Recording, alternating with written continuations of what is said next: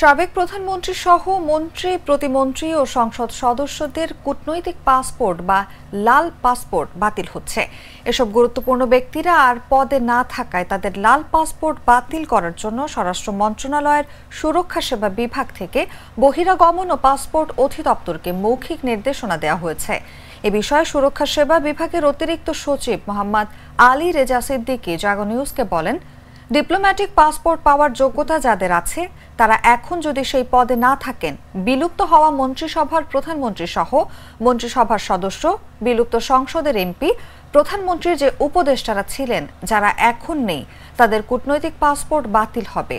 এছাড়া চুক্তিভিত্তিক অনেকে ছিলেন যারা সচিব পদমর্যাদার এবং এমন মর্যাদার যেখানে ডিপ্লোম্যাটিক পাসপোর্টের প্রাপ্যতা আছে, তাদের চুক্তি বাতিল হয়েছে।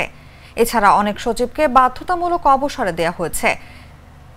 এমন ক্যাটাগরির যারা ডিপ্লোম্যাটিক পাসপোর্ট নিয়েছেন এবং বর্তমানে ওই পদ ধারণ করেন না, সেই কূটনৈতিক পাসপোর্টগুলো বাতিল করার জন্য নির্দেশনা দেওয়া হয়েছে।